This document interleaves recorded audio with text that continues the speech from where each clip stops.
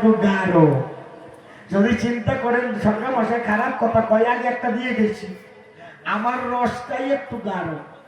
আমি যেখানে যাই গল্প দিতে বললে আমি বলি আমার রসের ফোটে কিন্তু একটু গাঢ় ভাব আছে, যদি খাইতে পারেন কবেন, খাইতে পারবেন না কবেন না, আমি গল্প দেবো না। তা আপনার আজকে ভাগ্য ভালো যে একটা যুবক ভগবান পাইছেন, সাদা পোশাকধারী ভগবান। ওরে বাবা রে, আইসে গান গায় ভগবানের ভূমিকায়।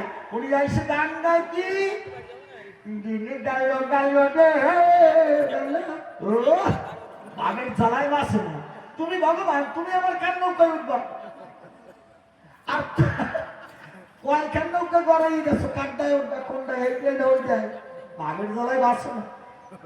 এই জগতের পরে কি বলবো, তোমার ধারে সমস্ত জীব তোমার সৃষ্টি, যাহা কিছু নয় সকল কিছু উঠতে চায় তোমার দেহ নৌকায়।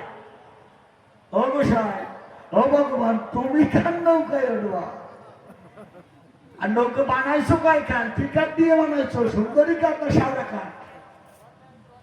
ভূমি খায় ভগবান, উনি এসে কান নৌকায় উঠবো ভাবি তাই।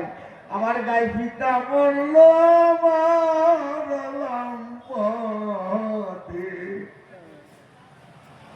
জন্মে নাই মারি নাই, তোরা পিতা মারছে কোন কায়দায় আর মা মারছে কোন কায়দায়? কথা যে জায়গা করে জায়গা ধরা পড়ে। যাই হোক, আমার আবার কয় কি তুই গরু চোরের হোলা। আমার বাবা নাকি গরু চুরি করছে। এই ব্রহ্মা কি আমার বাবা? আমি বলছি তোমার বাবা ব্রহ্মা, সে গরু চুরি করছে। ব্রহ্মা তো আমার বাবা না, মানুষ পুত্র হতে পারে কিন্তু মূলত বাবা তো না।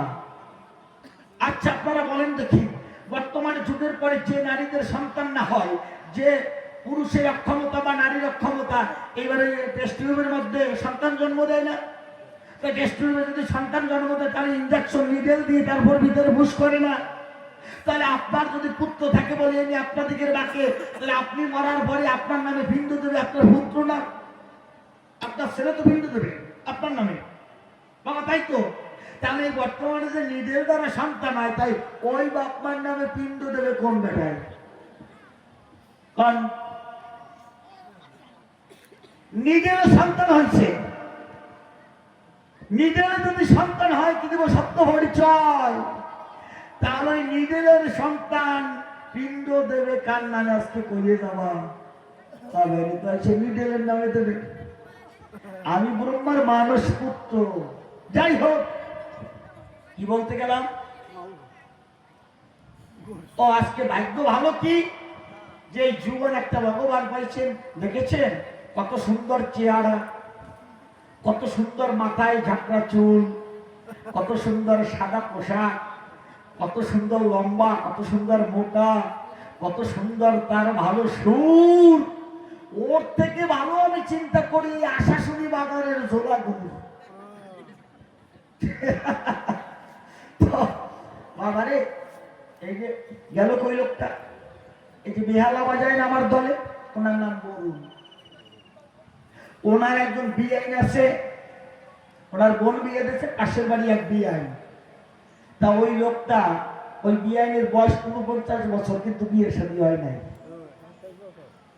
তো ওনার মা ওই কয়েকবার কইছে যে পুত্র, আত্মীয়ের মধ্যে পুত্র আর ফুলের মধ্যে ধূত্র, কথা দাও তুমি আমার এই মায়ের গ্রহণ করে আমার একটু উদ্ধার করে দাও।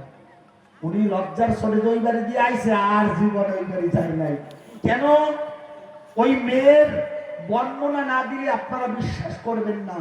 এতটা রূপবতী গুণবতী মেয়ে পৃথিবীর ইতিহাসে আর আছে কিনা আমি জানি না। আর জানে এই যে আমার কাকা, উনি হচ্ছে ঘটক।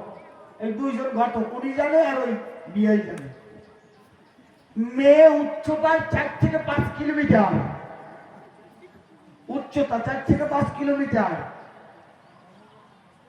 আর সে কি মোটামুটি মনে হয় যেন কারেন্টের খাম্বা একটা, লম্বা আর মোটা হচ্ছে ৭ থেকে ৮ হাত বেড়ে। গায়ের বর্ণ মানে গায়ের কালার আলকাত্রার ডাবল ভোর, অনেক ফর্সা না? আলকাত্রার ডাবল ভোর। এরপর ছোটবেলায় বসন্ত হয়েছিল, তাই মুখে চক্রা চক্রা দাগ আছে। কি চেয়ার হবে? 4-5 কিলোমিটার লম্বা, 7-8 বেড়ে, গায়ের রং আলকাত্তা ডাবল ভোর, মুখে আবার চক্র চক্র দাগ। এই হচ্ছে চেহারা। শুধু দাঁত কয়টা ভরসা, ও যদি হাইসে পড়ে 10-12 জন ছিটে চলে যাবে, মানে ওর চেহারা দেখে দাঁত দেখে। বিয়ে হয় না, মা পড়ছে সমস্যায়। কোন বাবা মায়ের কাছে যদি সন্তান, বয়স্ক সন্তানের ছেলে বা মেয়ে হোক, বিয়ে না হয়, ওই ঋণের বোঝা বাপ মায়ের মাথায় থাকে। বাবা মা শান্তিতে ভাত খেতেও পারে না, ঘুমাতেও পারে না। যাই হোক, এখন ছেলে খুঁজে পায় না। এইবার এই যে আমার কাকা বাবু, উনি ধরেছে পায় না। ওনার এলাকা গোপালগড় 7 পার। এই 7 পারে ওনার বাড়ির পাশে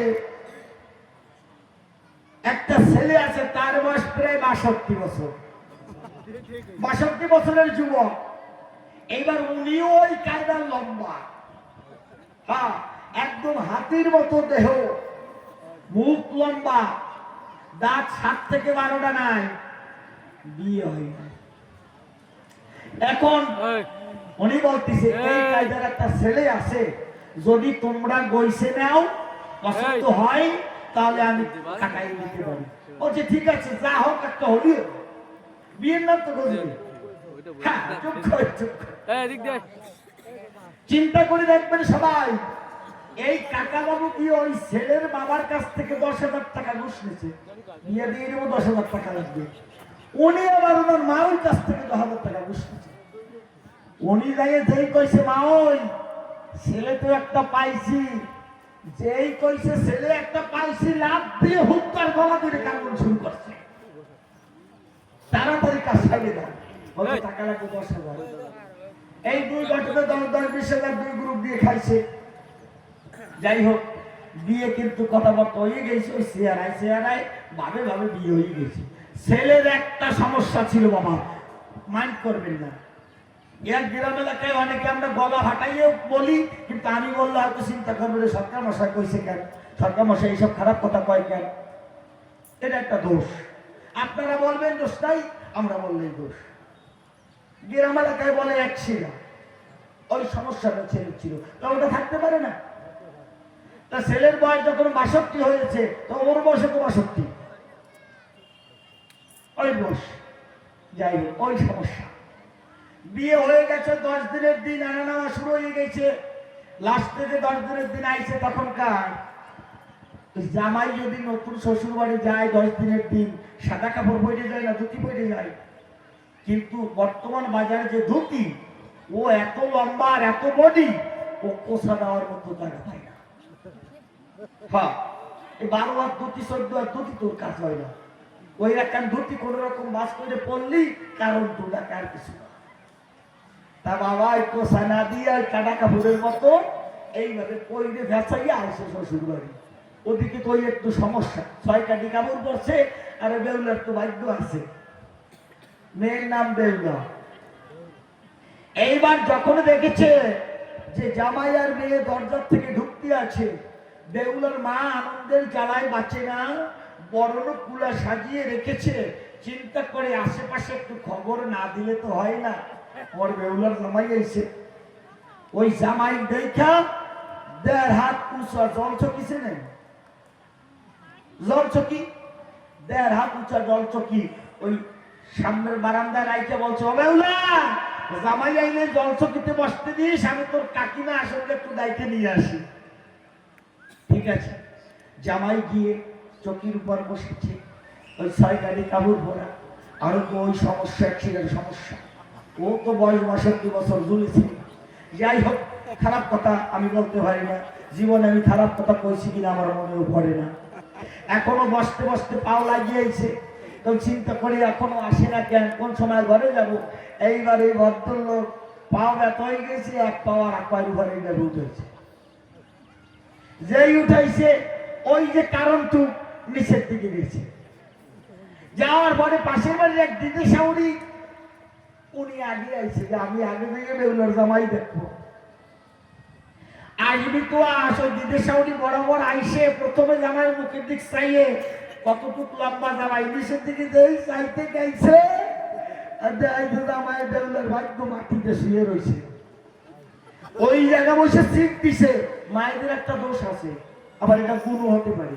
কোনো কিছু হলে, গোপন কোনো কিছু দেখলে বা শুনলে, যতক্ষণ পর্যন্ত আশেপাশে দশজনাকে না জানাতে পারবে, ততক্ষণে ওই মায়ের শ্বাস প্রশ্বাস ঠিকভাবে হয় না। ঠিক কিনা মা? আপনাদের এখানে মায়েরা ভালো, আমাদের পিরিশপুরে এটা হয়, পিরিশপুরে হয়। কোন প্রকারে একটু গোপন কোনো কিছু দেখবে বা বলবেন আপনি গোপনে, যতক্ষণ মাজ্জাদ্দি হাজ্জাদ্দির কাছে না কবে, নোয়াদ্দির কাছে না কবে, ততক্ষণ শ্বাস প্রশ্বাস ভালো চলবে না। এইবার ওই দেখার পরে দিদেশা উনি ডাক দিয়ে বলছে, ও মাজ্জাদি, ও হাজ্জাদি, দেখতে যা বেউলার কি ভাগ্য, জামাই বইছে সইতে, সইয়ে দেশে মাটিতে। আজকে আপনাকে ভাগ্য ভালো যে এত সুন্দর একটা জুয়ান ভগবান আছে। কি সুন্দর গান। যাই হোক, মনে করি বিবেচনা, আর তবে আর বেশি কথা বলবো না, কেননা বললে আবার দোষ হয় নাকি। আমাদের এরপরে আবার তো ভগবান আসবে, তিনি আমার এই কাঠটির জবাব দিবে, জবাবের পরে